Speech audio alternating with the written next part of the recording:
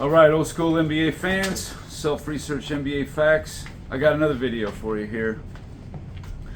I'm sure everybody right now is talking about what happened yesterday in the NBA. I didn't watch the games. I did see what happened. And it immediately got me digging into some research because this is just crazy.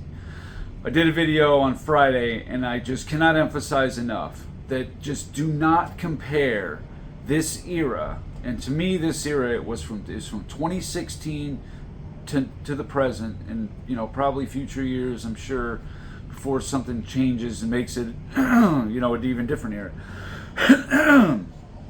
But before that, I mean, it's just not close. It has nothing to do with talent or anything like that, but it has everything to do with the load managing or these injuries, whatever the reason why some of these players don't play. They don't take the regular season serious.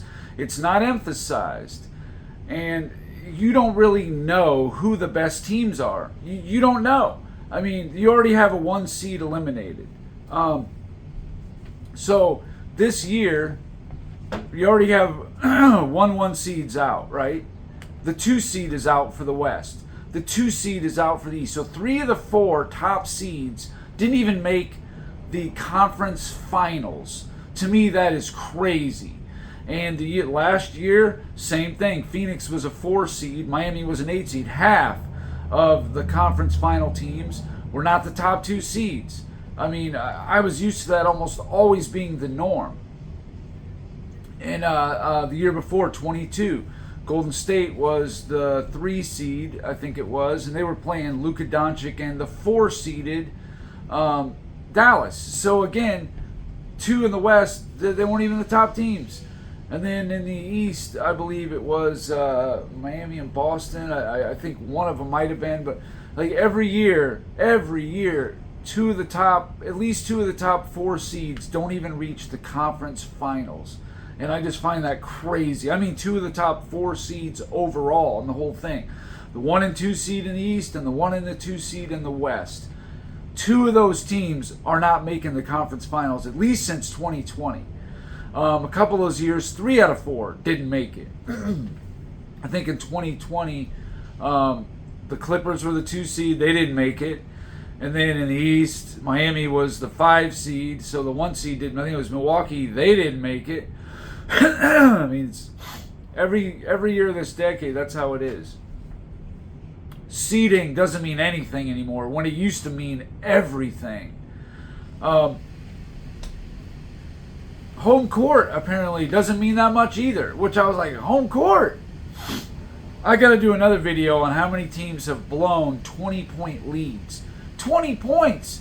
And people are just able to just come right back like no big deal. I'm like, oh my God, a 20-point lead, 20, 30, 40 years ago, you're done. You're not coming back from that. But this day and age with all the threes and streaky teams, it almost comes down to who makes more threes wins the games, and it's just a joke. But let me get into what the meat and potatoes of this video is. Game 7s, okay? Game 7s. Back when I was coming up, and we're going to call this from we'll call it from 1983 to 1999, okay? That covers the heart of the golden era of the NBA.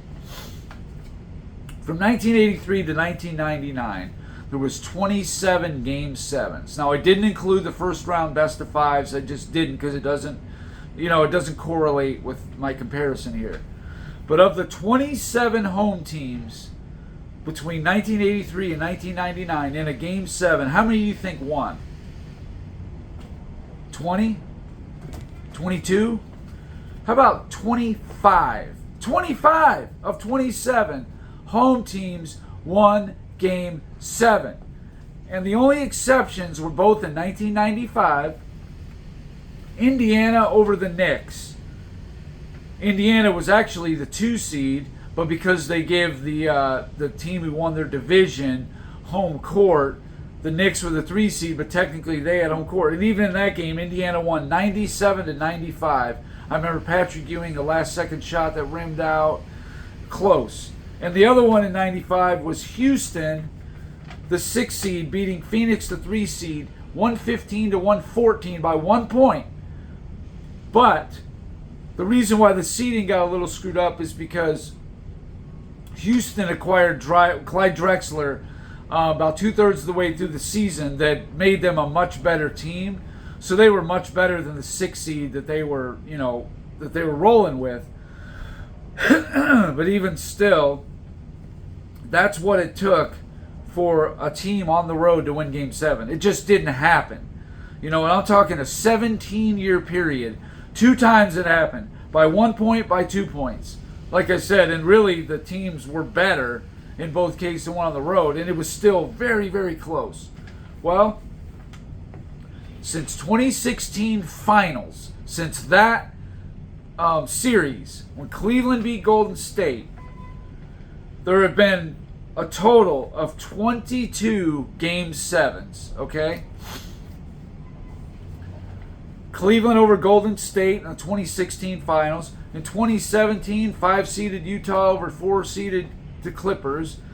In 2018, Golden State was the 2. They beat Houston the 1. I know there was an injury involved, but again, here we go with those injuries or whatever. Cleveland the 4 beat Boston the 2. I know Kyrie Irving was injured, another injury. I get that. 2019, Portland the 3 seed beat Denver the 2 seed. So that's 2 Game 7s Denver has lost at home. 2 already on Nikola Jokic's resume. So before you start putting him in the top 10, let's put that on there. He's lost 2 Game 7s at home. 2021, Atlanta, the 5 seed, beat the number 1 seeded Philly. That was in 2021. Really? Milwaukee, the 3 seed over 2 seeded New Jersey Nets. I know, Durant foot on the line, whatever, but that's what happened. In 22, Dallas over the 1 seeded Phoenix. 2 seeded Boston over 1 seeded Miami. Last year, 8 seeded Miami over 1 seeded Boston. 6 seeded Golden State over 3 seeded Sacramento. This year, 6 seeded Indiana over 2 seeded Knicks. It was actually up 3-2 in this series, just like Denver up 3-2. And Denver also lost the Game 7. 13 times out of 22, the road team won Game 7. I mean, what is going on with this era of basketball? Stop comparing these guys to past players. You just can't do it anymore. As soon as you start that conversation, well, I think Nikola Jokic was better. Nope, better than Moses Malone. No, he wasn't. He's in another era. You don't know what he would have did, okay? You don't have any idea. Nikola Jokic has 3 MVPs, just like Moses. They both won 1 championship. But Moses beat some very good teams to do that.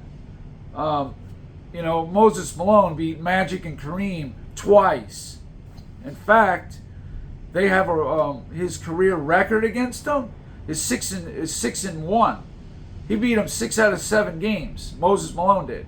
And in 3 of those games, he wasn't on Philly, he was on Houston. But anyway, that's a topic for another day. But just don't start comparing Anthony Edwards to Kobe Bryant.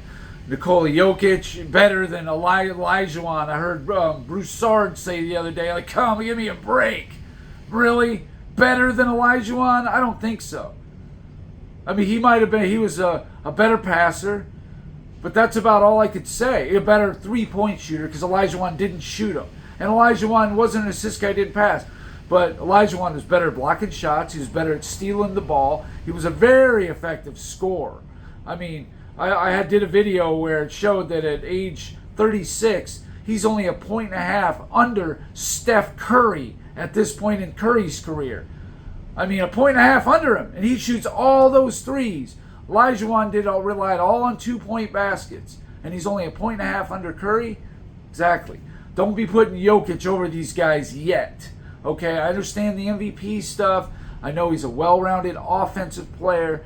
He's an average defensive player, though. Olajuwon was elite on both ends of the floor. The best center of the 90s, from the beginning of the 90s to the end of the 90s, was Hakeem Olajuwon. Maybe Jokic will be that for the 2020s, whatever. But anyway, yeah, that's going to probably wrap it up for this video. I'll leave with this. The last time that